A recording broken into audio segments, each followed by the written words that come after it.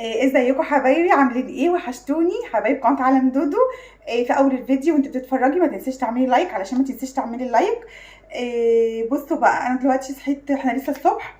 قمت من النوم كده، عملت فطار بسيط كده، فطرت الحمد لله. وقلت اعمل المشروب بتاعي اللي انا بشربه. المشروب بتاعك ايه يا دودو اللي انت بتشربيه؟ انا بعمل مشروب كده يعني بيخسس ان شاء الله وبيجيب نتيجه. بس مع تخفيف الاكل والانتظام في الاكل يعني ايه، مش ندب في الاكل، لا خفوف في الاكل شويه، تمام. ومع المشروب ده هتخسي باذن الله. بصوا بقى، المشروب ده تاني مشروب انا اعمله على القناه تقريبا، او تالت مشروب من اول ما فتحت القناه بتاعتي. عملنا من شهر تقريبا كده مشروب، كان جنزبيل على لورا، على حبهان، على عصره ليمونه، على قرنفل. المشروب ده خطير جدا برضو. تشربي منه من كوبايتين ل3 في اليوم. والمشروب اللي هنعمله مع بعض النهارده برضو من كوبايتين ل3 في اليوم. طب ايه يا دودو المشروب ده؟ حاجات عندك في البيت، مش مكلفه، مش هتخرجي بره، مش هتروحي ولا تيجي ولا تلفي ولا الكلام ده. دلوقتي هنعمله مع بعض. ايه بقى؟ انا عندي جنزبيل، ما بكترش في الجنزبيل يعني. بصوا، حاجه على طرف المعلقه كده، تمام. جنزبيل، عايزه تحطي جنزبيل فريش وتقطعيه مفيش مشكله، تمام. بس انا عندي الجنزبيل مطحون.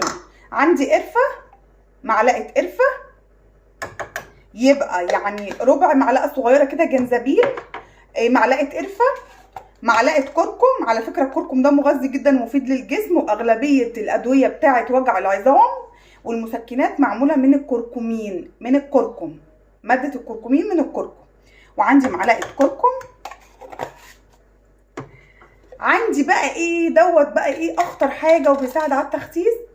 معلقه كمون. هقول مكوناتي تاني. انا دلوقتي حطيت ربع معلقه جنزبيل، حاجه كده تنتوفه صغيره على معلقه صغيره. حطيت معلقه قرفه مطحونه، حطيت ساده، مش اللي عليها سكر وسمسم، لا قرفه ساده. وحطيت معلقه كركم، وقلت ان الكركم ده مفيد ومغذي جدا، لانه بيدخل في ادويه العظام والمسكنات والحاجات دي، بيستخلصوا منه الكركمين من الكركم، تمام. وحطيت معلقه كمون، كله معلقه صغننه، مش معلقه كبيره، معلقه صغيره. مشروب سهل جدا وبسيط. انا عندي الكاتل اهوت، الميه غليت فيه، هصبه وهقلب كويس. في بقى حاجه كده ايه بسيطه هحطها. الناس اللي عندها تعب في معدتها، في القولون، معدتها ما بتستحملش الليمون، ما تحطيهوش، اشربيه كده وخلاص. الناس اللي عادي ممكن تستخدم ليمون. بصوا انا ما بحطش كتير، بصوا خليكم معايا. بس بقيه الليمونه عندي، وبقيه النص ليمونه اللي انا عصرت منها هي عندي، بصوا. وهقلب المشروب ده كويس جدا جدا جدا. هو لسه سخن والميه بتغلي، كانت بتغلي سخنه.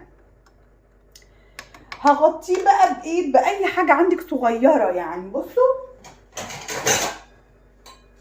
طبق صغنون، غطا صغنون، طبق صغنون زي ده، وتغطيه عشان